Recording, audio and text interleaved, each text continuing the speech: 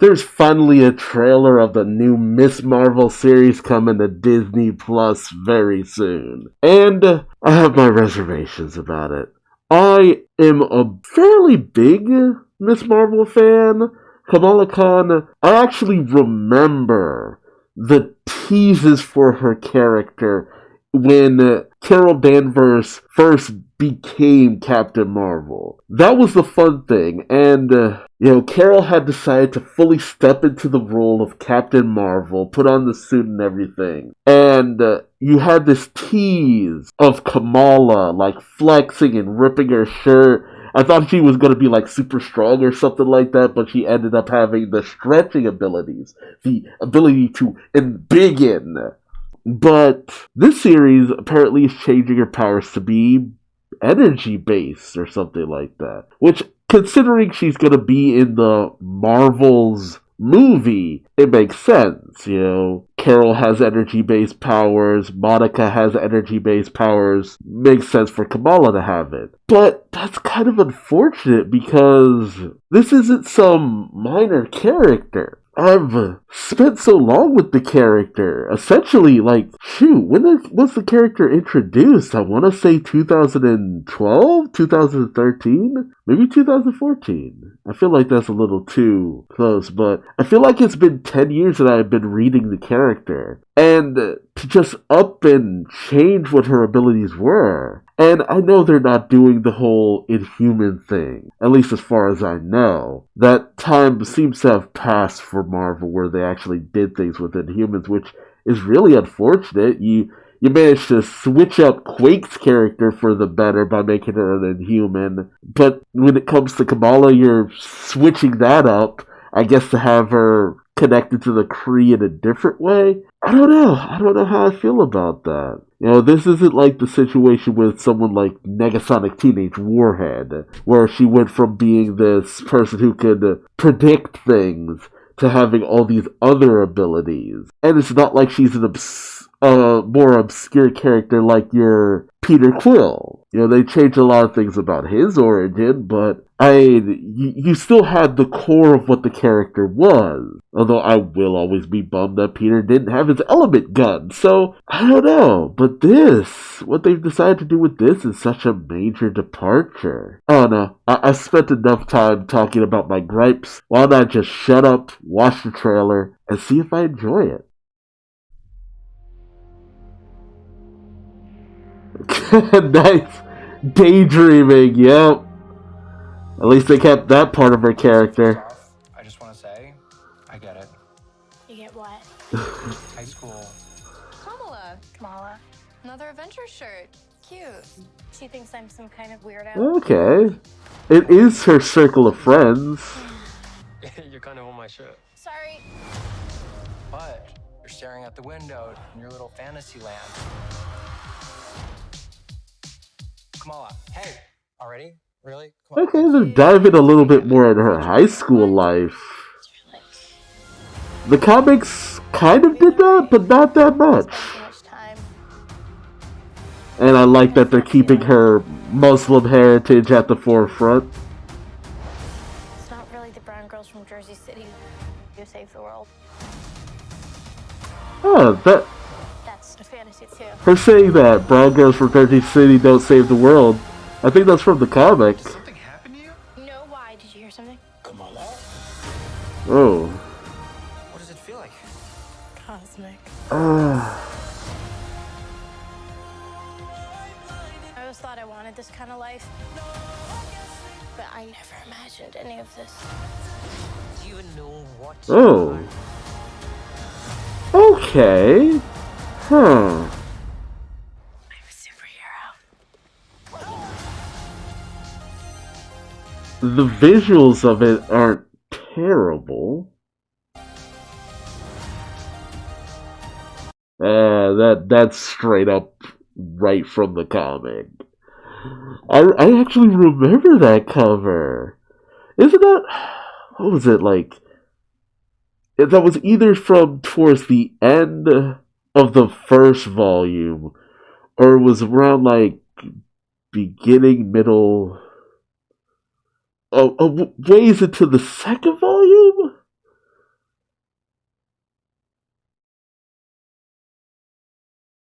Ugh.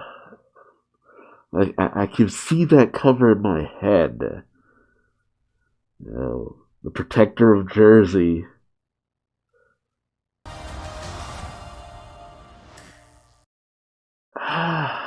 See, my thing is, I kind of am okay with the fact that the energy comes out like the giant hand kind of thing. That I kind of vibe with. It's when she makes those crystal walls and stuff like that. That's what's kind of taking me off guard. And they've kind of made it that the power comes from the bracelet that she has. When the bracelet that she has with her costume is more in line with the, outfit that she has on. It's part of her culture and stuff like that. That was kind of always the fun thing about Kamala. Her culture is very visible on her costume, but it's not just overtly in your face. Like, if you didn't know, you wouldn't know, but if you knew, you knew kind of situation. Like, it's so odd because with so many other heroes, even with the differences that you get with some of them, it still feels like, okay, the core elements of the character are still there. But I've seen so many adaptations of Miss Marvel, from the Marvel Rising, the hero stuff that they did, to her appearances in, I don't think she ever, no, she never got a chance to appear in Ultimate Spider-Man. That was a little bit before her time. But Avengers Assemble, like towards the later seasons of that, when she joined up, she made appearances in Marvel Spider-Man that came after Ultimate Spider-Man, which was always kind of odd because they had a reboot series that tied in with all the other series, despite the fact that those series also tied in with Ultimate Spider-Man and kind of spun off of that, and that was weird. Disney, that was weird. But, she made appearances there. She's made appearances in Lego stuff.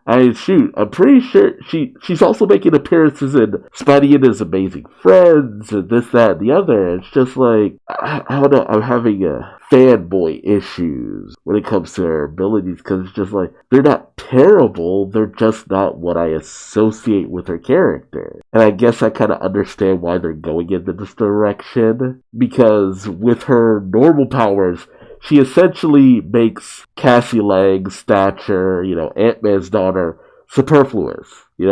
Kamala can also grow in size, but also do a variety of other things. So I get where they're coming from in terms of that. And they've essentially kind of made her Nova.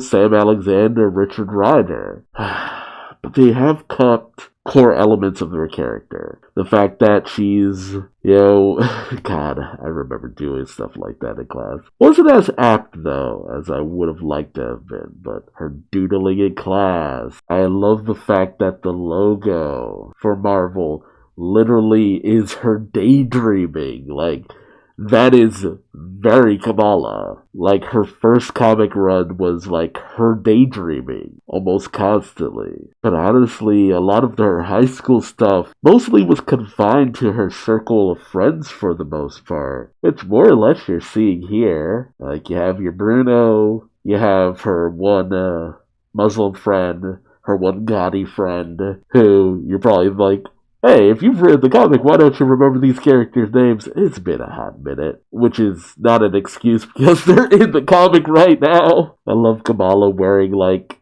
custom-made or limited edition kind of superheroine shirts. Like, she was a champion for the superheroines, but she was also big into, like, Wolverine. Like, I loved Kamala's team up with Wolverine and stuff like that. I wonder who this guy is. I wonder what the overall plot is, too. Like, I like that they keep the daydreams. That's pretty central to her character. And the whole Muslim faith thing, because her parents are big into their faith. And her having moments in Jersey City and all that. And this whole outfit she has on right now, like, that is peak first few issues of Miss Marvel, Kamala Khan's run.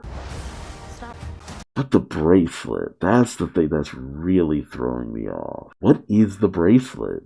is it Kree technology? Or is it just something else entirely? And why does it come from her family? Is she gonna have some kind of alien physiology? And what's happening here? Like, she's been cosmically powered, but I love that she actually has now, who's the artist's name? Is that Terry Dodson? God, some of these Captain Marvel posters she has are pretty awesome. Yeah, then she throws out her hand and then boom, energy to close it. I don't know. I find myself thinking like, I mean, if I perceive it like stretching, it's fine. And initially she did glow when she used her powers. That's something that was kind of like shuffled away as time went on. She also used a shapeshift, but it took up too much energy to shapeshift, like into other people. So she mostly went with like shrinking herself, embiggening herself, or embiggening parts of her body and stuff like that. Oh, what's going on there? And yeah, you have a moment like this with the giant hand, and it's just like, that feels pretty Miss Marvel. Like, I feel like I'd be less uppity about it if she just was mostly making giant energy hands. Like, for the most part, you're still giving me what I want. But then she's making, like, these energy walls. And how some moments in this trailer are phrased. Like, is she Kree? Like, is it possible that there's some kind of Kree association? Does the bracelet that she has, is there like an association maybe with the Quantum Band from Marvel?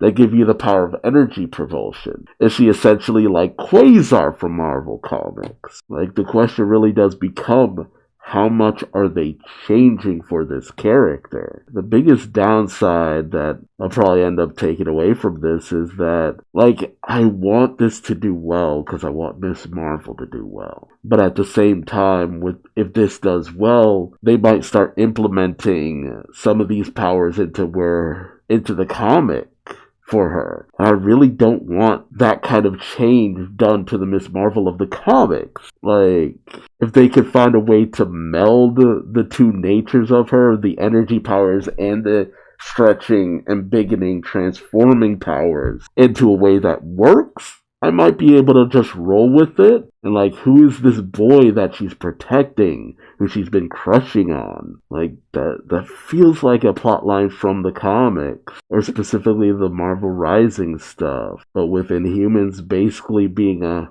non-entity in this version of the Marvel Universe. It's just like, what now? It'll always be a shame that Agents of S.H.I.E.L.D. did so much legwork for the Inhumans, only for none of it to have been worked into the MCU. Such a bummer. I do love this shot of her just sitting on a street light. It's pretty cool though. Alright, well, tell me your thoughts in the comment section below. I know I'm being really cagey about all this, but it's just like, there's so much change. There's so much change. And I don't know how I feel about that. In a time frame where I'm getting like 3 really awesome characters, Miss Marvel, Moon Knight, and She-Hulk, I feel like Miss Marvel should have been like the slam dunk of them all, since she's the most new out of any of them. But that seems to have been the go-ahead for Marvel to just, Disney, Marvel Studios, to just be like, oh, she's new enough, you can change her around if you need to. I'm like, no! You change too much and you lose what makes me love the character. Got my fanboy up.